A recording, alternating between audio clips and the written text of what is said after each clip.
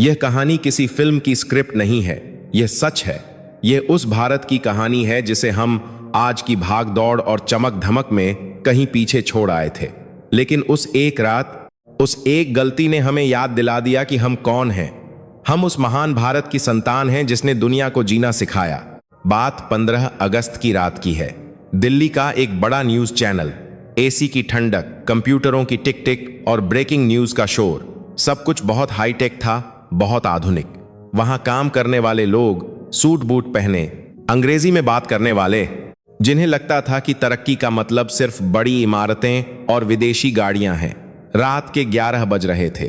Prime time खत्म हो चुका था। चैनल की रेटिंग बढ़ाने के लिए प्रोड्यूसर साहब चिल्ला रहे थे। उनका नाम था विक्रम। विक्रम वही इंसान था जो हम एक स्पीस भी कूफे हैं में से आजकल बहुत से लोग बन गए हैं, अपने काम में माहिर, लेकिन अपनी जड़ों से कटा हुआ। उसे बस नंबर चाहिए थे, टीआरपी चाहिए थी। उस रात एक विशेष डॉक्यूमेंट्री चलने वाली थी। विषय था कैसे पश्चिमी देशों ने दुनिया को बदला। सब कुछ तैयार था, लेकिन शायद किस्मत को, या कहिए भारत की मिट्टी को, कुछ और ही मंजूर था। ठीक 11:55 पर सर्वर में कुछ खराबी आ गई। स्क्रीन काली हो गई। कंट्रोल रूम में हड़कंप मच गया। विक्रम चिल्ला रहा था, क्या हुआ? बैकअप चलाओ, कुछ भी चलाओ, स्क्रीन काली नहीं रहनी चाहिए। अफरा तफरी में एक जूनियर ने घबराहट में लाइब्रेरी के सबसे पुराने हिस्से से धूल जमी हुई एक रील उठाई और उसे मशीन में डाल दिया। उसे नहीं पता था कि उस टैप में क्या है। उस पर कोई लेबल नहीं था, बस एक पुराना सा कपड़ा लिपटा हुआ था। घड़ी ने 12 बजाए और पूरे भारत के टीवी स्क्रीन्स पर वह वीडियो चलने लगा। वह कोई रंगीन एचडी वीडियो नहीं था, वह ब्लैक एंड व्हाइट था, थोड़ा हिलता हुआ, थोड़ा धुंधला। लेकिन जैसे ही वह दृश्य सामने आया, मानो समय थम गया हो। विक्रम अपना सिर पकड़कर बैठ गया। उसने सोचा, गए, आज तो नौकरी गई। ये क्या पुराना देहाती वीडियो चल गया? वह चैनल बदलने का आदेश देने ही वाला था कि उसकी नजर मॉनिटर पर जम गई, और सिर्फ उसकी नहीं, पूरे कंट्रोल रूम में सन्नाटा छा गया। स्क्रीन पर एक गांव का दृश्य था, शायद 50 या 60 साल पुराना भारत, लेकिन वह कोई गरीबी या लाचारी का दृश्य नहीं था। वह दृश्य था समृद्धि का, असली समृद्धि का। सुबह का समय था। एक धोती पहने हुए बुजुर्ग, जिनके चेहरे पर गजब का तेज था, सूर्य को अर्घ्य दे रहे थे। उनके पीछे एक पूरा परिवार, दादा दादी, चाचा चाची और ढेर सारे बच्चे एक साथ एक लाइन में बैठकर दातुन कर रहे थे। हंसी ठहाके गूंज रहे थे। कोई किसी पर चिल्ला नहीं रहा था, कोई मोबाइल में नहीं घुसा था। एक नौजवान लड़का, जिसका शरीर कसरत से कसा हुआ था, वह अपने बुजुर्ग पिता के पैर दबा रहा था और पिता उसके सिर पर हाथ रखकर आशीर्वाद दे रहे थे। विक्रम ने देखा कि वीडियो में दिखाया गया गांव किसी वैज्ञानिक प्रयोगशाला से कम नहीं था। लोग नीम और हल्दी का लेप लगा रहे थे। वहां कोई केमिकल नहीं था, लेकिन सबके चेहरे चमक रहे थे। खेतों में किसान एक साथ मिलकर हल चला रहे थे। वहां मशीनों का शोर नहीं था, बल्कि बैलों की घंटियों की मधुर आवाज और किसानों के लोकगीत थे। सबसे हैरान करने वाली बात यह थी कि वे लोग कैसे काम कर रहे थे। एक आदमी का घर बन रहा था और पूरा गांव, जी हां, पूरा गांव अपनी ईंटें, अपना अनाज और अपनी मेहनत लेकर वहां पहुंचा हुआ था। कोई पैसा नहीं मांग रहा था। यह भारत का वह सिस्टम था जिसे हम भूल गए थे, जहां पड़ोसी सिर्फ पड़ोसी नहीं, परिवार का हिस्सा होता था। विक्रम की उंगली बटन पर थी प्रसारण रोकने के लिए, लेकिन उसका हाथ कांपने लगा। उसने देखा कि वीडियो में दोपहर के खाने का वक्त हुआ है। एक बहुत बड़े आंगन में जमीन पर टाट बिछा है। घर की महिलाएं, जिनके चेहरों पर एक संतोष और स्वाभिमान था, वे कांसे की थालियों में गरम गरम रोटियां परोस रही थीं, और साथ में था आम का अचार। जैसे ही स्क्रीन पर वह अचार का मर्तबान आया, जिसे दादी मां धूप में सुखा रही थीं, विक्रम को एक झटका लगा। उसे अपने बचपन की याद आ गई। उसे अपनी दादी के हाथों के उस स्वाद की याद आ गई जो दुनिया के किसी भी पिज्जा या बर्गर में नहीं था। वीडियो में दिखाया गया कि कैसे एक बुजुर्ग महिला, जो शायद अनपढ़ होगी, लेकिन उसका ज्ञान किसी भी डॉक्टर से ज्यादा था, वह जड़ी बूटियों से एक बच्चे का बुखार ठीक कर रही थी। वीडियो के बैकग्राउंड में कोई आवाज नहीं थी, बस गांव का असली शोर, चिड़ियों की चहचहाहट, कुएं से पानी खींचने की आवाज और मंत्रों का उच्चारण। 8 मिनट बीत चुके थे। विक्रम को होश आया। उसने सोचा कि अब तक तो दर्शकों ने चैनल बदल दिया होगा। कौन देखेगा ये पुराना भारत? कौन देखेगा ये धोती, कुर्ता और गांव? आज के युवाओं को तो अमेरिका और लंदन देखना है। उसने डरते डरते फोन की तरफ देखा। फोन की घंटी नहीं बज रही थी, सन्नाटा था। उसे लगा कि लोग सो गए हैं या चैनल बंद हो गया है, लेकिन तभी रिसेप्शन से इंटरकॉम पर एक घबराई हुई आवाज आई। सर, सर, आप कहां हैं? जल्दी नीचे आइए, फोन लाइंस जैम हो गई हैं। विक्रम का दिल बैठ गया। उसे लगा कि लोग गालियां देने के लिए फोन कर रहे होंगे। उसने कांपते हाथों से फोन उठाया। दूसरी तरफ से एक भारी, रोती हुई आवाज आई। वह कोई बुजुर्ग नहीं, बल्कि एक 35-40 साल का आदमी लग रहा था। हेलो, क्या आप मुझे सुन पा रहे हैं? उस आदमी ने सिसकते हुए कहा।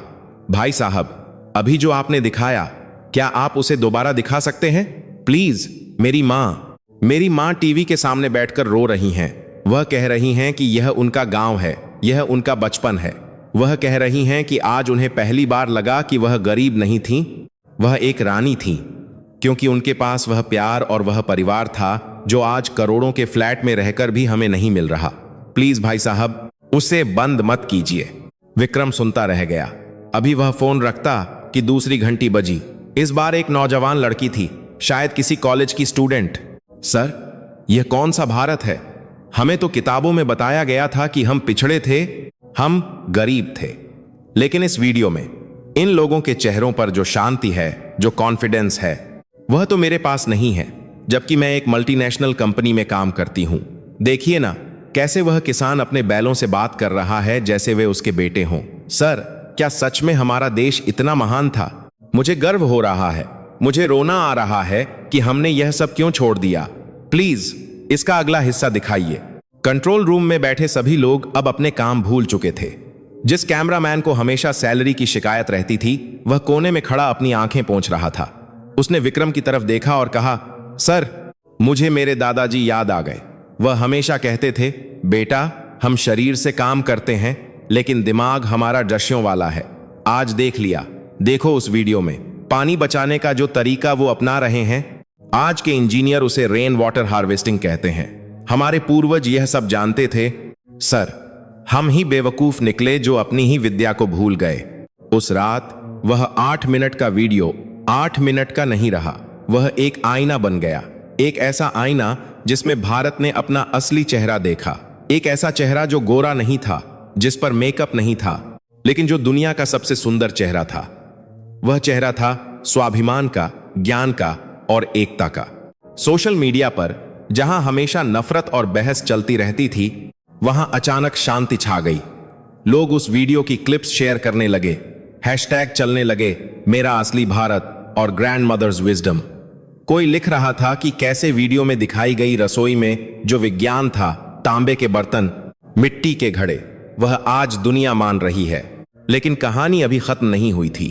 असली चमत्कार तो अब शुरू होने वाला था।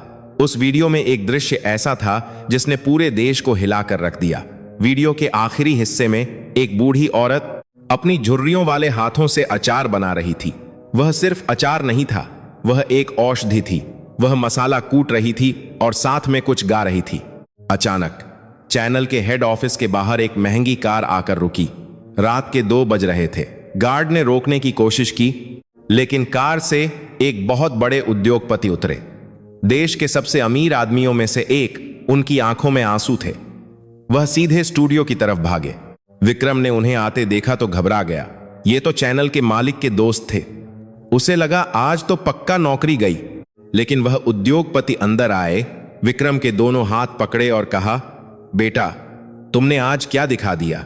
वह औरत, वह जो आखिरी सीन में अचार बना रही थी, वह मेरी नानी जैसी दिखती हैं। नहीं, वह सिर्फ नानी नहीं, वह भारत मां जैसी दिखती हैं। मैंने अपनी पूरी जिंदगी पैसा कमाने में लगा दी, विदेशी कंपनियों के साथ डील करने में लगा दी। मुझे लगता था कि हम भारतीय उनसे पीछे हैं, लेकिन आज तुम्हारी इस गलती ने मुझे एहसास दिला दिया। वह तकनीक, वह समझ जो उस बूढ़ी औरत के हाथों में थी, वह किसी भी MBA की डिग्री से बड़ी है। वह मैनेजमेंट सिखा रही थी, कैसे थोड़े में सबका पेट भरा जाए, कैसे बिना बिजली के चीजों को साल भर सुरक्षित रखा जाए। यह भारत का टैलेंट है। उन्होंने अपनी जेब से चेकबुक निकाली और कहा, मुझे यह पूरी रील चाहिए और मुझे वह गांव चाहिए। जहां भी हो, मैं वहां जाना चाहता हूं। मैं अपने बच्चों को दिखाना चाहता हूं कि उनके बाप दादा अनपढ़ नहीं थे, वे ज्ञानी थे, वे प्रकृति के वैज्ञानिक थे। विक्रम समझ गया था कि यह अब सिर्फ एक प्रसारण की गलती नहीं रह गई है, यह एक आंदोलन बन चुका है। फोन की घंटियां अब रुकने का नाम नहीं ले रही थीं। कश्मीर से लेकर कन्याकुमारी तक हर कोई बस एक ही बात कह रहा था, हमें और दिखाओ, हमें अपनी जड़ों से जुड़ना है, हमें अपने भारत पर गर्व करना है। उस रात विक्रम ने फैसला किया। उसने अपनी टीम से कहा, आज कोई विदेशी न्यूज नहीं चलेगी, आज कोई बॉलीवुड गॉसिप नहीं चलेगा। सर्वर में जितनी भी ऐसी पुरानी टेप्स हैं सब निकाल लाओ। आज भारत अपनी असली ताकत को पहचानेगा। और फिर अगली सुबह जो हुआ उसने सरकार तक को हिला दिया। लोगों ने अपने घरों से बाहर निकलना शुरू कर दिया। क्यों? क्योंकि वीडियो के अंत में एक संदेश छिपा था, एक ऐसा संदेश जो बिना बोले भी सबको सुनाई दे गया था। और वह संदेश था साझा करना। उस वीडियो में दिखाया गया था कि कैसे शाम को पूरा मोहल्ला एक पेड़ के नीचे जमा होता था, जिसके घर में जो बना है वह लेकर आता था। कोई अमीर गरीब का भेद नहीं, सब एक थाली में खाते थे। अगले दिन सुबह मुंबई की एक पॉश सोसाइटी में, जहां लोग अपने पड़ोसी का नाम तक नहीं जानते थे, एक चमत्कार हुआ। 40वीं मंजिल पर रहने वाली मिसेज शर्मा ने अपने फ्लैट का दरवाजा खोला। उनके हाथ में एक कटोरी थी, उसमें ताजा बना हुआ गाजर का हलवा था। वह झिझकते हुए सामने वाले फ्लैट की घंटी बजाती हैं। दरवाजा खुलता है, सामने मिसेज डिसूजा खड़ी थीं। मिसेज शर्मा ने कहा, कल रात वह वीडियो देखा आपने? मुझे याद आया, मेरी माँ कहती थी कि खाना बांटने से बढ़ता है। हम इतने सालों से आमने सामने रह रहे हैं, कभी बात नहीं की। यह आपके लिए। मिसेज डिसूजा की आंखों में आंसू आ गए। उन्होंने कहा, मैंने भी देखा, और जानते हैं, आज मैंने अपने बच्चों को पिज्जा ऑर्डर करने से मना कर दिया। आज मैंने घर पर दाल बाटी बनाई है, जैसा उस वीडियो में दिखाया था। आइए ना, साथ खाते हैं। यह सिलसिला सिर्फ उस बिल्डिंग तक नहीं रुका, यह आग की तरह फैला, और इस सब के केंद्र में था अचार। वह साधारण सा अचार जिसे हम भूल चुके थे, वह अब भारत को जोड़ने वाला फेविकोल बन गया था। लेकिन अभी तो कहानी में एक बहुत बड़ा मोड़ आना बाकी था। किसी ने उस वीडियो को बहुत ध्यान से देखा था। एक बहुत ही बुजुर्ग प्रोफेसर जो अब रिटायर हो चुके थे और बनारस में रहते थे। उन्होंने उस वीडियो के एक हिस्से को जूम किया, और जो उन्होंने देखा उससे उनके पैरों तले जमीन खिसक गई। उन्होंने चैनल को फोन किया। उनकी आवाज कांप रही थी, बुढ़ापे की वजह से नहीं, बल्कि जोश की वजह से। बेटा, उन्होंने विक्रम से कहा, तुम नहीं जानते तुमने क्या खोज लिया है। वह कोई साधारण गांव नहीं है। वह वीडियो 1957 का है, और उस वीडियो में जो आदमी पेड़ के नीचे बच्चों को पढ़ा रहा है वह कोई और नहीं, भारत के महानतम गणितज्ञों में से एक थे, जो नासा का ऑफर ठुकराकर गांव में खेती करने आ गए थे। दुनिया उन्हें पागल कहती थी, क्योंकि वह गाय के गोबर और वैदिक गणित पर रिसर्च कर रहे थे। आज दुनिया ऑर्गेनिक फार्मिंग और मेंटल मैथ्स के पीछे भाग रही है। वह आदमी 60 साल पहले यह पढ़ताए कर चुका था। वह मेरे गुरु थे। प्रोफेसर की इस बात ने आग में घी का काम किया। इसका मतलब यह था कि वह वीडियो सिर्फ यादें नहीं थीं, वह सबूत था। सबूत इस बात का कि भारतीय दिमाग हमेशा से दुनिया से आगे था, बस हमने उसे पहचाना नहीं।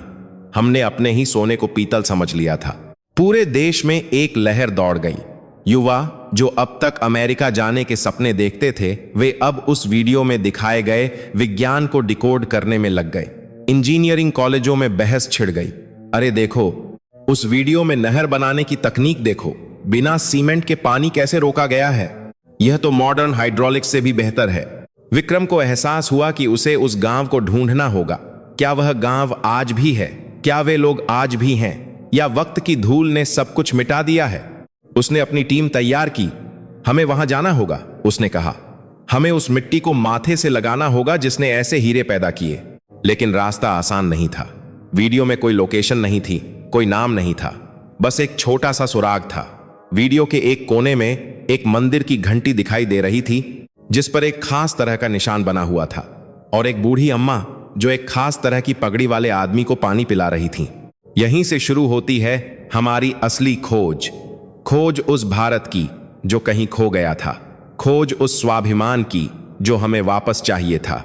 अगली सुबह सूरज निकलने से पहले ही विक्रम और उसकी 3 लोगों की टीम दिल्ली से निकल चुकी थी। उनके पास न कोई पक्का पता था, न कोई गूगल मैप की लोकेशन। उनके पास बस वह धुंधला वीडियो था और वीडियो के कोने में दिखी मंदिर की घंटी पर बना वह सूर्य का निशान। उन्होंने अपनी बड़ी एसयूवी सुव गाड़ी छोड़ दी थी। विक्रम को लगा कि अगर भारत को समझना है तो ऐसी गाड़ी के कांच के पीछे से नहीं समझा जा सकता। उन्होंने ट्रेन पकड़ी। जनरल डिब्बे की भीड़, पसीने की गंध और साथ में लोगों के टिफिन से आती अचार और पूरी की खुशबू। विक्रम ने देखा कि ट्रेन में एक बुजुर्ग महिला अपने साथ बैठी एक अनजान लड़की को, जो शायद भूख से परेशान थी, अपनी पोटली से खाना निकाल कर दे रही थी। ले बेटा, खा ले, घर का बना है। विक्रम मुस्कुराया। वह वीडियो झूठ नहीं था। वह भारत अभी भी यही है, बस हम उसे देख नहीं पा रहे थे। करीब 12 घंटे के सफर के बाद वे एक छोटे से स्टेशन पर उतरे। धूल भरा प्लेटफॉर्म, वहां एक चाय की टपरी थी। एक बूढ़ा आदमी जिसकी दाढ़ी बिल्कुल सफेद थी, मिट्टी के कुल्हड़ में चाय बना रहा था। विक्रम ने अपना मोबाइल निकाला और वीडियो का स्क्रीनशॉट उस बूढ़े को दिखाया। बाबा, क्या आपने कभी यह जगह देखी है, यह मंदिर? बूढ़े ने अपनी धुंधली आंखों को सिकोड़ा। उसने तस्वीर को देखा, फिर विक्रम को, और फिर आसमान की ओर देखकर हंसा, एक रहस्यमयी हंसी। बेटा, बूढ़े ने कहा, तुम आनंदपुर ढूंढ रहे हो? वह जगह नक्शों पर नहीं मिलेगी। वहां जाने के लिए सड़क नहीं, नीयत चाहिए। विक्रम चौंक गया। आनंदपुर? क्या वह जगह सच में है? हमें वहां कैसे जाना होगा? बूढ़े ने हाथ से एक कच्चे रास्ते की ओर इशारा किया जो जंगल की तरफ जाता था। गाड़ी नहीं जाएगी, पैदल जाना होगा। और हां, अपना यह शहर का अकड़ और यह बोतल वाला पानी यहीं छोड़ जाओ। वहां की हवा और पानी में जादू है, अगर नसीब हुआ तो चख लेना। विक्रम और उसकी टीम चल पड़ी। कच्चा रास्ता, दोनों तरफ हरे भरे खेत। जैसे जैसे वे आगे बढ़ रहे थे, मोबाइल का नेटवर्क गायब होता जा रहा था। टीम का कैमरामैन राहुल घबरा गया। सर, नो सिग्नल, अगर हम खो गए तो? जीपीएस भी काम नहीं कर रहा। विक्रम ने गहरी सांस ली। हवा में एक अजीब सी ताजगी थी जो दिल्ली में कभी महसूस नहीं हुई। राहुल, हम खोने नहीं, खुद को पाने आए हैं, चलने दो। करीब 5 किलोमीटर चलने के बाद उन्हें एक पुराना बरगद का पेड़ दिखा और उसके नीचे से गुजरते ही नजारा बदल गया। सामने वह गांव था, आनंदपुर। यह कोई गरीब गांव नहीं था, यह खंडहर नहीं था, यह एक जीवित स्वर्ग था। घर मिट्टी के थे, लेकिन वे इतनी खूबसूरती से लिपे हुए थे कि किसी 5 स्टार होटल की दीवारें भी फीकी लगें। हर घर के बाहर रंगोली थी, हर आंगन में तुलसी का पौधा था, और सबसे बड़ी बात, वहां शांति थी। सन्नाटा नहीं, शांति। तभी उनकी नजर एक जगह पर पड़ी, एक अखाड़ा। वहां कुछ नौजवान दंड बैठक लगा रहे थे। उनकी देह ऐसे चमक रही थी जैसे तांबे की बनी हो, और उन्हें निर्देश दे रहा था एक बुजुर्ग आदमी। वह आदमी, विक्रम की आंखें फटी की फटी रह गईं। वह आदमी बिल्कुल वैसा ही दिख रहा था जैसा उस 1957 के वीडियो में वह मास्टर जी दिख रहे थे। वही कद काठी, वही तेज। विक्रम दौड़कर उनके पास गया। माफ कीजिए, क्या आप वही हैं? वह वीडियो 60 साल पुराना। बुजुर्ग ने विक्रम को देखा। उनकी आंखों में एक बच्चे जैसी चमक थी, लेकिन गहराई किसी सागर जैसी। उन्होंने हंसते हुए कहा, अरे, शहर के बाबू आए हैं, सांस तो ले लो, पहले पानी पियो। उन्होंने एक मिट्टी के घड़े से तांबे के लोटे में पानी भरकर विक्रम की ओर बढ़ाया। विक्रम, जो हमेशा मिनरल वाटर पीता था, झिझका। उसे लगा कहीं बीमार न पड़ जाए। बुजुर्ग समझ गए। उन्होंने कहा, डर मत बेटा, यह मशीन का फिल्टर किया हुआ मरा हुआ पानी नहीं है। यह धरती के पेट से निकला जीवित पानी है। इसमें मिट्टी की ताकत है, पी ले, सारी थकान उतर जाएगी। विक्रम ने एक घूंट भरा, और सच में वह पानी, वह अमृत जैसा था। ठंडा, मीठा, और गले से नीचे उतरते ही जैसे शरीर के हर सेल में ऊर्जा दौड़ गई हो। बाबा, विक्रम ने पूछा, आपकी उम्र क्या है? बुजुर्ग ने मुस्कुराते हुए अपनी मूंछों पर ताव दिया। उम्र क्या करोगे जानकर? सरकारी कागज में 98 साल है, लेकिन महसूस 25 का करता हूं, यह देखो। और देखते ही देखते उस 98 साल के नौजवान ने जमीन पर एक हाथ से पुशअप लगाकर दिखा दिया। विक्रम की 30 साल की टीम, जो जिम जाती थी और प्रोटीन शेक पीती थी, शर्म से पानी पानी हो गई। यह कैसे मुमकिन है? कैमरामैन ने पूछा। मुमकिन? बाबा हंसे। तुम लोग डिब्बों में बंद खाना खाते हो, हम खेत से सीधा तोड़कर खाते हैं। तुम लोग मशीनों पर दौड़ते हो, ट्रेडमिल। हम धरती की छाती पर पसीना बहाते हैं। तुम लोग एसी में रहकर बीमार पड़ते हो। तुम लोग एसी में रहकर बीमार पड़ते हो। हम नीम और पीपल की छांव में रहकर बीमारियां दूर भगाते हैं। यह भारत का विज्ञान है बेटा, जिसे तुम पिछड़ापन कहकर छोड़ आए थे। तभी गांव की घंटी बजी, शाम हो रही थी और फिर वह दृश्य सामने आया जिसके लिए विक्रम यहां आया था। हर घर से धुआं नहीं, खुशबू उठ रही थी। गायों के रंभाने की आवाज आ रही थी। लोग अपने घरों से बाहर निकलकर एक बड़े चबूतरे की तरफ जा रहे थे। विक्रम ने देखा कि किसी के हाथ में खाली बर्तन नहीं था। कोई दूध ला रहा था, कोई रोटियां, कोई सब्जी। एक अम्मा जो कमर से थोड़ी झुकी हुई थीं, विक्रम के पास आईं। उन्होंने विक्रम का हाथ ऐसे पकड़ा जैसे वह उनका बरसों पहले खोया हुआ बेटा हो। भूख लगी होगी ना? अम्मा ने पूछा। विक्रम ने कहा, नहीं नहीं, हम होटल चले जाएंगे। बोलते ही उसे याद आया कि यहां कोई होटल नहीं है। अम्मा हंस पड़ी। होटल? मेरे गांव में कोई भूखा सो जाए तो उस दिन हमारे चूल्हे नहीं जलते। यह शहर नहीं है बेटा, जहां पड़ोसी को पता नहीं होता कि साथ वाले घर में लाश पड़ी है। यह गांव है, यहां तेरा और मेरा नहीं होता, यहां सिर्फ हमारा होता है। आओ बैठो। विक्रम और उसकी टीम को जमीन पर टाट बिछाकर बैठाया गया। पत्तल रखे गए और फिर शुरू हुई वह दावत जो शायद किसी राजा महाराजा को भी नसीब न हो। बाजरे की रोटी जिस पर सफेद मक्खन तैर रहा था, कड़ी जिसमें हींग और जीरे का तड़का लगा था, और वह अचार, वही आम का अचार जिसे टीवी स्क्रीन पर देखकर लाखों लोग रो पड़े थे। जैसे ही विक्रम ने पहला निवाला मुंह में डाला, उसकी आंखों से अपने आप आंसू छलक पड़े। यह स्वाद, यह मसालों का संगम नहीं था, यह प्यार का संगम था। उसे लगा जैसे उसकी दादी वापस आ गई हैं और अपने हाथों से खिला रही हैं। उसने आसपास देखा। उसका कैमरामैन जो हमेशा गुस्से में रहता था, वह बच्चों की तरह मजे ले लेकर खा रहा था और मांग रहा था, अम्मा थोड़ी और चटनी मिलेगी?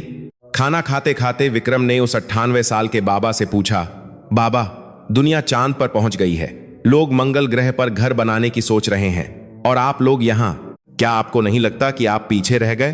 पूरा आंगन शांत हो गया। बाबा ने गंभीरता से विक्रम की आंखों में देखा।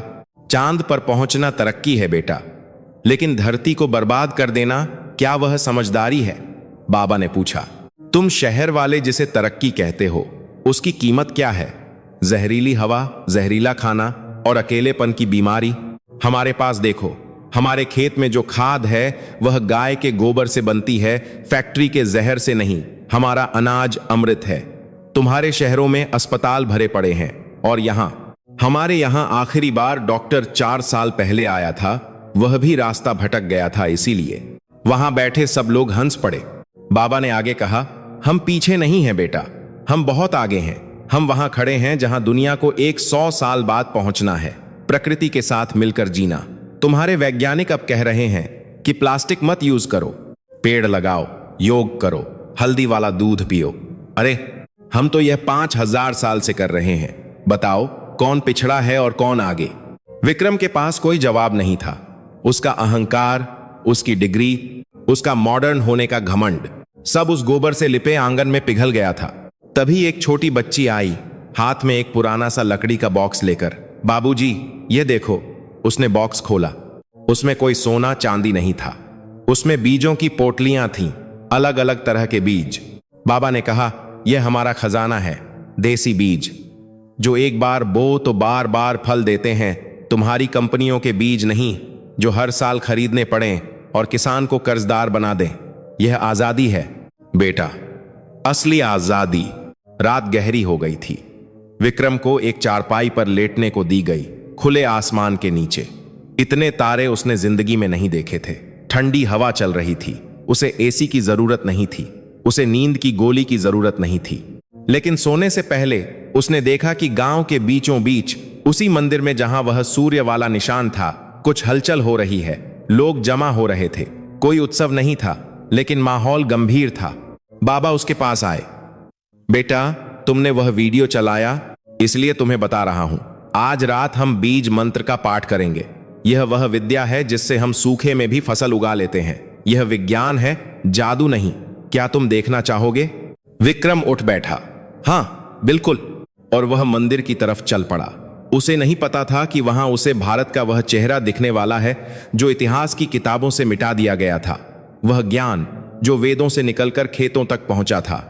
जैसे ही वह मंदिर की सीढ़ियां चढ़ा, उसने देखा कि वहां एक नहीं बल्कि कई बड़े बड़े विद्वान बैठे थे, लेकिन वे धोती कुर्ते में थे, किसान के भेष में थे। वे संस्कृत में चर्चा कर रहे थे, नक्षत्रों की, मौसम की और गणित की। विक्रम का कैमरा चालू था, लेकिन उसका हाथ कांप रहा था। वह रिकॉर्ड कर रहा था उस सबूत को जो दुनिया को यह बताने वाला था कि भारत सिर्फ सपेरों का देश नहीं था, बल्कि वह विश्व गुरु था, है और रहेगा। लेकिन तभी अंधेरे में से एक आवाज आई, रुको, इसे रिकॉर्ड मत करो। विक्रम ने पीछे मुड़कर देखा, वहां एक परछाई खड़ी थी। रुको, कैमरा बंद करो। आवाज में इतना भारीपन था कि विक्रम का हाथ अपने आप नीचे हो गया। अंधेरे से एक चेहरा सामने आया। यह कोई गांव वाला नहीं था, यह एक महिला थी जिसने साधारण साड़ी पहनी थी, लेकिन उसके चेहरे पर एक अजीब सा तेज था। विक्रम ने उन्हें पहचान लिया। वह चौंक गया। सुनैना, आप तो नासा में थीं। अखबारों ने लिखा था कि आप गायब हो गई हैं। महिला ने एक फीकी मुस्कान दी। मैं गायब नहीं हुई विक्रम, मैं घर वापस आ गई हूं, असली घर। उसने विक्रम के कैमरे के लेंस पर हाथ रखा। इसे रिकॉर्ड मत करो, दुनिया अभी इसके लिए तैयार नहीं है। तुम इसे ब्रेकिंग न्यूज बना दोगे और बड़ी बड़ी कंपनियां इसे प्रोडक्ट बनाकर बेचेंगी। वे हमारे मंत्रों का पेटेंट करवा लेंगे। यह ज्ञान बिकाऊ नहीं है, यह बांटने के लिए है। विक्रम समझ नहीं पा रहा था। लेकिन मैम, यह है क्या? आप लोग बीजों के सामने बैठकर क्या कर रहे हैं? बाबा, जो अब तक चुप थे, बोले, आओ खुद महसूस करो। वे विक्रम को खेत के बीच में ले गए।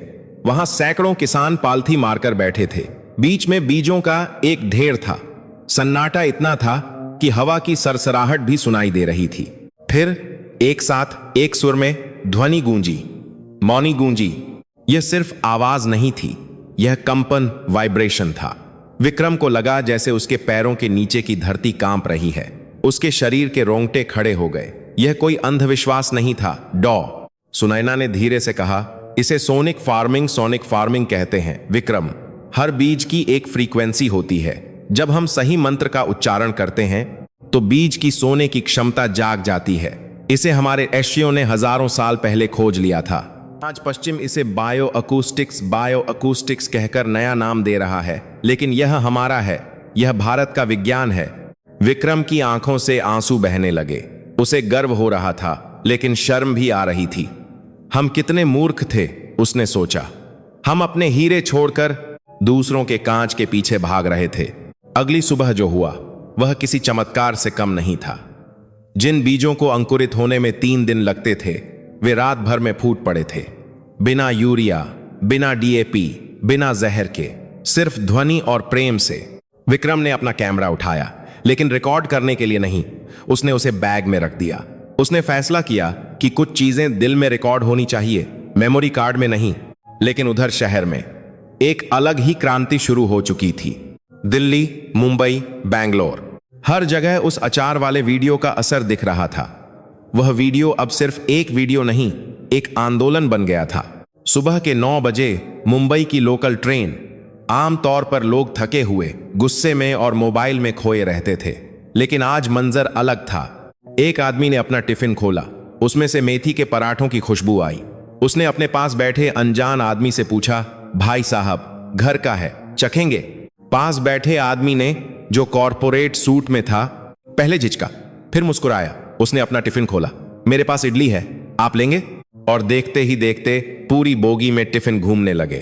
कोई किसी की जाति नहीं पूछ रहा था, कोई धर्म नहीं पूछ रहा था। बस एक ही धर्म था, भारतीय भोजन, वह स्वाद जो मां के हाथ का था। ऑफिसों में जहां लोग कैंटीन का पिज्जा और बर्गर खाते थे, वहां अब लोग पॉटलक कर रहे थे। अरे, यह अचार कहां से मिला? मेरी नानी ने भेजा है। वाह, मुझे भी रेसिपी देना। सोशल मीडिया पर विदेशी फूड कंपनियों के शेयर गिरने लगे। बड़े बड़े बर्गर चेन खाली पड़े थे। लोग कह रहे थे, हमें जहर नहीं चाहिए, हमें पोषण चाहिए। एक बहुत बड़ी मल्टीनेशनल कंपनी ग्लोबल फूड्स के हेडक्वार्टर में हड़कंप मच गया था। उनके सीईओ ने टेबल पर मुक्का मारा। यह क्या हो रहा है भारत में? हमारी सेल 40% गिर गई है, सिर्फ एक वीडियो की वजह से।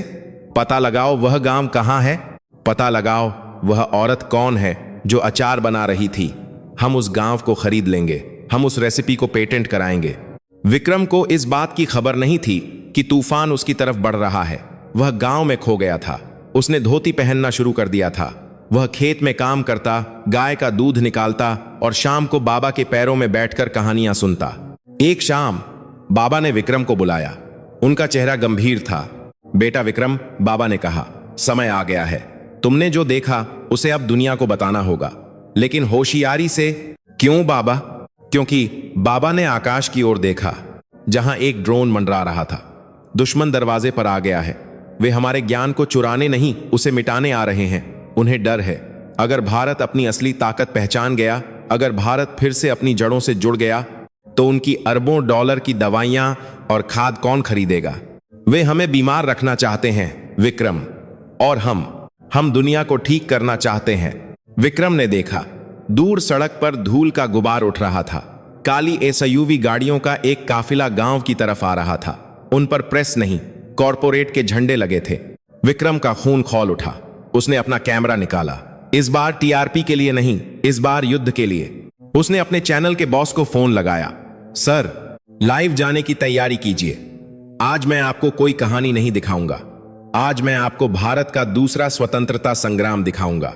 आज हम अपनी मिट्टी को बिकने नहीं देंगे। गांव के लोग डरकर घरों में नहीं छिपे, वे बाहर आ गए। उनके हाथों में लाठियां नहीं थीं, उनके हाथों में थालियां थीं और उनमें दिए जल रहे थे। वे अपने तरीके से लड़ने वाले थे, अहिंसा से, सत्य से। गाड़ियां रुकीं, सूट पहने हुए वकील और कंपनी के गुंडे उतरे। उनके हाथ में कागज थे। यह जमीन हमारी कंपनी ने प्रोजेक्ट के लिए अधिग्रहित कर ली है। आप सबको यहां से जाना होगा। गांव का प्रधान, वह 98 साल का बाबा, आगे आया। वह हंसा। जमीन? बाबा ने कहा, तुम कागज पर लकीरें खींचकर जमीन खरीद सकते हो बाबूजी, लेकिन इस हवा को कैसे खरीदोगे? इस धूप को कैसे खरीदोगे? और यह जो मेरे गांव के बच्चे की हंसी है, इसकी क्या कीमत लगाओगे? वकील ने कहा, कानून हमारे साथ है। बाबा ने कहा, और धर्म हमारे साथ है। तभी विक्रम ने अपना कैमरा ऑन किया और चिल्लाया, पूरा भारत आपको देख रहा है, लाइव। क्या भारत जागेगा? क्या सोशल मीडिया पर लाइक करने वाले लोग सच में अपने इस गांव को बचाने आएंगे, या कॉरपोरेट की ताकत जीत जाएगी? तभी भीड़ में से एक हलचल हुई। एक छोटी बच्ची, वही जिसने विक्रम को बीज दिखाए थे, वह वकीलों के सामने गई। उसने अपनी जेब से एक मुट्ठी मिट्टी निकाली और वकील के महंगे जूतों पर डाल दी। यह क्या बदतमीजी है? वकील चिल्लाया। बच्ची ने मासूमियत से कहा, अंकल, यह बदतमीजी नहीं है, यह दवाई है। आपके पैर बहुत कमजोर लग रहे हैं, हमारी मिट्टी में ताकत है, शायद इससे आप इंसान बन जाएं। पूरा माहौल बदल गया। कैमरे के उस पार टीवी स्क्रीन्स पर लाखों भारतीयों ने यह देखा और फिर फोन बजने लगे। लेकिन इस बार चैनल के दफ्तर में नहीं, इस बार फोन बज रहे थे प्रधानमंत्री कार्यालय। उस वकील ने अपनी महंगी पैंट से मिट्टी झाड़ी। उसका चेहरा गुस्से से लाल था। उसने पुलिस कमिश्नर की ओर देखा, जो अभी अभी वहां पहुंचे थे। कमिश्नर साहब, वकील चिल्लाया, ये लोग सरकारी काम में बाधा डाल रहे हैं, इन्हें गिरफ्तार कीजिए। हमारे पास कोर्ट का ऑर्डर है, यह जमीन अब ग्लोबल फूड्स की है। कमिश्नर, एक भारी भरकम मूंछों वाले आदमी ने बाबा की तरफ देखा, फिर उन हजारों किसानों की तरफ देखा जो शांत बैठे थे। उनके हाथों में कोई हथियार नहीं था, बस उनकी आंखों में एक आग थी, वही आग जो 1947 से पहले हमारे स्वतंत्रता सेनानियों की आंखों में हुआ करती थी। बाबा अपनी जगह से नहीं हिले। उन्होंने कमिश्नर की आंखों में आंखें डालकर कहा, कमिश्नर बेटा, तुम जिस वर्दी को पहने हो उस पर अशोक स्तंभ बना है। वह सत्यमेव जयते कहता है। आज तुम्हें चुनना होगा, सत्य के साथ खड़े होगे या उस कागज के टुकड़े के साथ जिसे पैसों से खरीदा गया है। कमिश्नर पसीने से तरबतर हो गया। एक तरफ कानून था, दूसरी तरफ धर्म कर्तव्य। तभी विक्रम का लाइव स्ट्रीम देश के हर कोने में आग लगा रहा था। व्यूअर काउंट लाखों में नहीं, अब करोड़ों में पहुंच चुका था। और कमेंट्स में लोग लिख रहे थे, हम आ रहे हैं। मुंबई में दादर स्टेशन के बाहर हजारों डब्बा वाले डाब्बी वालास जमा हो गए। वे अपनी सफेद टोपी और गांधीवादी अनुशासन के लिए पूरी दुनिया में मशहूर थे। उनके प्रेसिडेंट ने एक माइक लिया। भाइयों, उन्होंने मराठी मिश्रित हिंदी में कहा, वह गांव सिर्फ एक गांव नहीं है, वह अन्नपूर्णा मां का घर है। अगर आज हमने उसे बिकने दिया तो कल हमारे बच्चों को जहर खाना पड़ेगा। आज टिफिन नहीं जाएंगे, आज हम जाएंगे। और मुंबई रुक गई। हजारों डब्बा वाले लोकल ट्रेनों में भरकर उस गांव की दिशा में चल पड़े। उनके साथ जुड़ गए कॉलेज के छात्र, आईटी प्रोफेशनल्स और घर की महिलाएं। सबके हाथ में एक ही हथियार था, तिरंगा। उधर गांव में बुलडोजर का इंजन गूंजा, ड्राइवर ने गियर डाला। उसके सामने औरतें बैठी थीं, वे भजन गा रही थीं, रघुपति राघव राजा राम। ड्राइवर का हाथ कांप गया, उसे अपनी मां याद आ गई। वकील चिल्लाया, चलाओ, मैं कह रहा हूं चलाओ, वरना नौकरी से निकाल दूंगा। तभी आसमान में गड़गड़ाहट हुई। यह बारिश नहीं थी, यह हेलीकॉप्टरों की आवाज थी। मीडिया के हेलीकॉप्टर, और उनके कैमरों ने जो देखा वह अकल्पनीय था। गांव की चारों दिशाओं से धूल के गुबार उठ रहे थे। सड़कें जाम हो गई थीं, ट्रैक्टरों की कतारें, बैलगाड़ियां, बसें और पैदल चलते लोगों का एक समुद्र, सब आनंदपुर की तरफ आ रहे थे। यह कोई राजनीतिक रैली नहीं थी, किसी ने उन्हें पैसे देकर नहीं बुलाया था। यह भारत की आत्मा थी जो जाग चुकी थी। पंजाब के किसान अपने लंगर के साथ आ रहे थे। हम यहां किसी को भूखा नहीं रहने देंगे। चेन्नई के डॉक्टर अपनी टीम के साथ आ रहे थे। हम मुफ्त सेवा देंगे। विक्रम, जो यह सब अपने कैमरे में कैद कर रहा था, रो पड़ा। उसने माइक पर कहा, देखिए, यह है मेरा भारत, जिसे आपने सोया हुआ समझा था। जब बात अपनी जड़ों पर आती है तो यह देश हिमालय बनकर खड़ा हो जाता है। भीड़ गांव में दाखिल हुई, लेकिन कोई तोड़फोड़ नहीं, कोई हिंसा नहीं। वे बस आकर उन कॉरपोरेट गुंडों के चारों ओर दीवार बनकर खड़े हो गए। एक बूढ़ी अम्मा, वही जिसने विक्रम को पहले दिन खाना खिलाया था, वह एक लोटा पानी और गुड़ लेकर उस वकील के पास गई। वकील डर गया, उसे लगा कि वह मारने आ रही है। अम्मा ने मुस्कुराते हुए कहा, बेटा, बहुत चिल्ला रहे हो, गला सूख गया होगा, पानी पी लो, हमारे यहां दुश्मन को भी प्यासा नहीं मारते। वकील के हाथ से फाइल गिर गई। वह पानी का लोटा पकड़कर घुटनों के बल बैठ गया और फूट फूट कर रोने लगा। मुझे माफ कर दीजिए माँ जी, मुझे माफ कर दीजिए, मैं पैसों के लिए अंधा हो गया था। यह दृश्य, एक अनपढ़ बूढ़ी औरत का एक पढ़े लिखे वकील को पानी पिलाना और उसे हरा देना, यह पूरी दुनिया ने देखा। CNN, BBC, अल जजीरा, सब इसे लाइव दिखा रहे थे। हेडलाइन थी, India shows the world the power of अहिंसा। भारत ने दुनिया को अहिंसा की ताकत दिखाई। तभी पुलिस कमिश्नर का वायरलेस सेट खड़खड़ाया। Commissioner, hold your fire, PMO line पर है। कमिश्नर ने सलाम ठोंका। Yes sir. उसने फोन विक्रम को दिया। PM साहब बात करना चाहते हैं। विक्रम के हाथ कांपने लगे। उसने फोन कान से लगाया। उधर से एक भारी, जानी पहचानी आवाज आई, विक्रम बेटा, मैं प्रधानमंत्री बोल रहा हूं। तुमने आज जो काम किया है वह पिछले 70 सालों में कोई सरकार नहीं कर पाई। तुमने हमें आईना दिखाया है। पूरा गांव सांस रोककर सुन रहा था। फोन स्पीकर पर था। प्रधानमंत्री ने आगे कहा, मैं अभी घोषणा करता हूं, आनंदपुर की जमीन कभी किसी कंपनी को नहीं दी जाएगी। इसे राष्ट्रीय धरोहर, नेशनल हेरिटेज घोषित किया जाता है और वह कंपनी ग्लोबल फूड्स का लाइसेंस तुरंत प्रभाव से रद्द किया जाता है। पूरे गांव में जयकारों की गूंज उठ गई, भारत माता की जय। लेकिन प्रधानमंत्री रुके नहीं। और एक बात, मुझे पता चला है कि वहां कोई बाबा हैं जो बीजों से बात करते हैं, और एक डॉ सुनैना है। मैं कल सुबह आ रहा हूं, मुझे उनसे सीखना है, मुझे वह विज्ञान सीखना है। हम अपने देश की कृषि नीति बदलेंगे। अब हम जहर नहीं उगाएंगे, हम जीवन उगाएंगे। फोन कट गया। जश्न शुरू हो गया, लेकिन यह जश्न डीजे और पटाखों वाला नहीं था। ढोल बजने लगे, औरतें गरबा और भांगड़ा करने लगीं। डब्बा वालों ने अपने टिफिन से मिठाइयां बांटनी शुरू कर दी। विक्रम एक कोने में खड़ा यह सब देख रहा था। उसे लगा कि उसका काम पूरा हो गया है। वह अपना बैग उठाने लगा। तभी डॉ सुनैना उसके पास आई। कहां जा रहे हो? वापस। मैम, मेरा काम खबर दिखाना था, अब खबर बन गई है। डॉ सुनैना ने उसके कंधे पर हाथ रखा। नहीं विक्रम, खबर तो अब शुरू हुई है। तुमने जो देखा वह सिर्फ ट्रेलर था, असली खजाना तो अभी तुमने देखा ही नहीं। बाबा ने मुझे कहा है कि तुम्हें गुप्त पुस्तकालय, सीक्रेट लाइब्रेरी में ले जाऊं।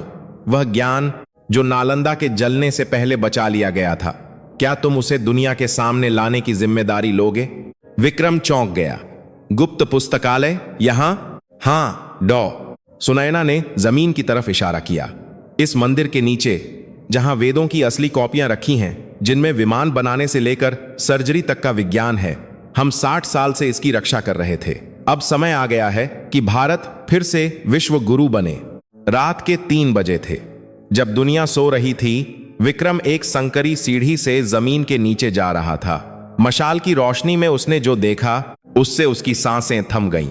सोने के पत्रों पर लिखी हुई हजारों पांडुलिपियां, मैन्युस्क्रिप्ट्स, और बीच में एक अजीब सा यंत्र रखा था जो हल्का हल्का चमक रहा था, बिना बिजली के। बाबा वहां खड़े थे। आओ बेटा, अब असली कहानी शुरू करते हैं। यह कहानी भारत के अतीत की नहीं, भविष्य की है। विक्रम की आंखें फटी की फटी रह गई थीं। मशाल की रोशनी में सोने के उन पत्रों, तमरा पात्रा पर बारीक अक्षरों में संस्कृत लिखी हुई थी। वहां धूल का एक कण भी नहीं था। हवा में चंदन और कपूर की एक पवित्र खुशबू थी जो सदियों पुरानी लग रही थी। यह क्या है बाबा? विक्रम ने फुसफुसाते हुए पूछा। मैं नालंदा के बारे में किताबों में पढ़ा था, लेकिन यह। बाबा ने एक ताम्र पत्र को बहुत प्यार से, जैसे किसी बच्चे को छूते हैं, वैसे स्पर्श किया। बेटा विक्रम, बाबा की आवाज गूंजी। जब आक्रमणकारियों ने नालंदा को जलाया था तो उन्होंने सोचा कि उन्होंने हमारा ज्ञान खत्म कर दिया, लेकिन वे मूर्ख थे। वे नहीं जानते थे कि भारत का ज्ञान ईंट पत्थरों में नहीं, बल्कि लशियों के दिमाग और शिष्यों के दिलों में बसा था। हमारे पूर्वज जो बचे थे, वे सब कुछ लेकर जंगलों में नहीं भागे। वे मिट्टी में मिल गए, किसान बन गए। उन्होंने अपने मंत्रों को लोकगीतों में छुपा दिया। उन्होंने अपनी सर्जरी के ज्ञान को नाई और वैद्यों के हाथों में सौंप दिया, और उन्होंने इस विज्ञान को जमीन के नीचे सुरक्षित रख दिया, उस दिन के लिए जब भारत दोबारा जागने को तैयार होगा। विक्रम ने देखा कि वहां सिर्फ धार्मिक ग्रंथ नहीं थे, वहां धातु विज्ञान, मेटलर्जी, विमान शास्त्र, एरोनॉटिक्स और सबसे महत्वपूर्ण जीवन जीने की कला के ग्रंथ थे। लेकिन बाबा, विक्रम की आवाज कांप रही थी, आपने इसे अब तक क्यों छुपाया? हम दुनिया को बता सकते थे कि हम कितने महान हैं। बाबा मुस्कुराए, एक बहुत ही रहस्यमयी मुस्कान। किसे बताते विक्रम? उस भारत को जो अपनी भाषा बोलने में शर्म करता था, उस युवा को जो धोती पहनने को पिछड़ापन समझता था। ज्ञान उसे दिया जाता है जो उसका सम्मान करे, न कि उसे जो उसे बेच दे। तुम सो रहे थे बेटा, पूरा देश कोमा में था, लेकिन वह अचार का वीडियो, उसने तुम्हें जगा दिया। जब तुमने उस वकील को पानी पिलाया, जब तुमने सत्य का साथ दिया, तब हमें लगा कि हां, अब भारत का वारिस तैयार है। बाबा ने एक छोटा सा तांबे का कलश उठाया और विक्रम के हाथ में रख दिया। यह जिम्मेदारी अब तुम्हारी है। इसे न्यूज मत बनाना, इसे जीवन बनाना। जाओ और दुनिया को बताओ कि भारत वापस आ गया है। 5 साल बाद स्क्रीन पर एक नया दृश्य उभरता है। यह वही दिल्ली है, लेकिन कुछ बदल गया है। आसमान साफ है, धुंध नहीं है। कैमरा एक बड़ी आलीशान सोसाइटी की छत पर जूम करता है। वहां अब पार्टी करने की जगह नहीं है, वहां एक सामुदायिक उद्यान, कम्युनिटी गार्डन है। कोट पैंट पहने हुए लोग लैपटॉप बैग एक तरफ रखकर मिट्टी में हाथ डालकर सब्जियां उगा रहे हैं। एक छोटी बच्ची जो शायद 6 साल की होगी, एक टमाटर तोड़ती है और अपनी मां से पूछती है, मां, यह इतना लाल क्यों है? दुकान वाला तो पीला होता था। मां हंसती है, क्योंकि बेटा, इसमें धूप का स्वाद है, इंजेक्शन का नहीं। इसे हमने उगाया है। नजारा बदलता है। अब हम बेंगलोर के एक हाईटेक ऑफिस में हैं, लेकिन वहां मीटिंग रूम में अंग्रेजी नहीं, संस्कृत के श्लोक गूंज रहे हैं, और यह कोई पूजा नहीं हो रही है। एक युवा कंप्यूटर इंजीनियर स्क्रीन पर कोड टाइप करते हुए अपने अमेरिकी क्लाइंट को वीडियो कॉल पर समझा रहा है। देखिए मिस्टर जॉन, वह लड़का आत्मविश्वास से कहता है, बाइनरी कोड 0 और 1 का आधार हमारे पिंगल ऋषि ने हजारों साल पहले दिया था। हम उसी लॉजिक से आपका यह आई मॉडल ठीक कर रहे हैं। इसे वैदिक एल्गोरिदम कहते हैं। यह कभी क्रैश नहीं होगा। अमेरिकी क्लाइंट हैरान होकर सिर हिलाता है। अद्भुत, मुझे भी यह सीखना है। क्या मैं भारत आ सकता हूं? और फिर हम वापस उसी गांव आनंदपुर में चलते हैं। गांव अब बदल गया है। वहां सड़कें पक्की नहीं हुई हैं, लेकिन वहां दुनिया भर के वैज्ञानिक, डॉक्टर और शोधकर्ता धोती कुर्ता पहनकर लाइन में खड़े हैं। वे बाबा से मिलने आए हैं? नहीं, बाबा तो अब समाधि ले चुके हैं। वे मिलने आए हैं उस गांव की दादी मां से, वही बूढ़ी अम्मा जो अब ग्लोबल आयुर्वेद सेंटर चलाती हैं। एक बरगद के पेड़ के नीचे कतार में एक जर्मन डॉक्टर खड़ा है। वह अम्मा के पास आता है और झुककर पैर छूता है। अम्मा जी, वह टूटी फूटी हिंदी में कहता है, मेरी डिग्री फेल हो गई, लेकिन आपके हल्दी वाले दूध ने मेरे मरीज को ठीक कर दिया। मुझे अपना शिष्य बना लीजिए। अम्मा उसके सिर पर हाथ रखती हैं और हंसती हैं। अरे पगले, यह मेरा ज्ञान नहीं है, यह तो इस मिट्टी का है। ले, पहले थोड़ा गुड़ खा, मुंह मीठा कर। कैमरा धीरे धीरे पीछे हटता है। हम देखते हैं कि विक्रम, जो अब न्यूज एंकर नहीं रहा बल्कि खादी का कुर्ता पहने हुए गांव के बच्चों को पढ़ा रहा है, वह कैमरे की तरफ देखता है। उसके चेहरे पर जो शांति है वह किसी भी टीआरपी से बड़ी है। विक्रम दर्शकों से सीधे बात करता है। दोस्तों, 5 साल पहले एक गलती से वीडियो चला था और उस गलती ने हमें सही रास्ता दिखा दिया। हम भाग रहे थे, पैसे के पीछे, अमेरिका के पीछे, चांद के पीछे, लेकिन हमें नहीं पता था कि जिस सुकून को हम पूरी दुनिया में ढूंढ रहे थे वह हमारे घर के आंगन में तुलसी के पौधे के पास बैठा हमारा इंतजार कर रहा था। हम गरीब नहीं थे, हम बस अपनी अमीरी भूल गए थे।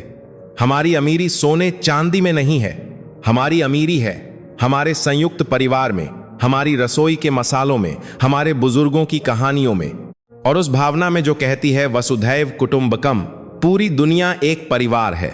आज भारत विश्व गुरु बन गया है, इसलिए नहीं कि हमारे पास सबसे बड़ी सेना है या सबसे ज्यादा पैसा है, बल्कि इसलिए क्योंकि जब दुनिया बीमार पड़ी तो हमने उसे दवा बेची नहीं, हमने उसे योग सिखाया। जब दुनिया भूखी थी हमने उसे पेटेंट नहीं, अन्न दिया। यह नया भारत है, यह अपनी जड़ों से जुड़ा हुआ लेकिन आसमान छूने वाला भारत है। विक्रम एक मुट्ठी मिट्टी उठाता है और उसे अपने माथे से लगाता है। और यह सब मुमकिन हुआ क्योंकि आपने, हाँ आपने उस दिन अपने टिफिन का खाना बांटा था।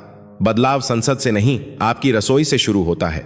स्क्रीन काली होने लगती है लेकिन एक आवाज गूंजती रहती है, एक छोटे बच्चे की आवाज, दादाजी मुझे भी अचार बनाना सिखाओगे?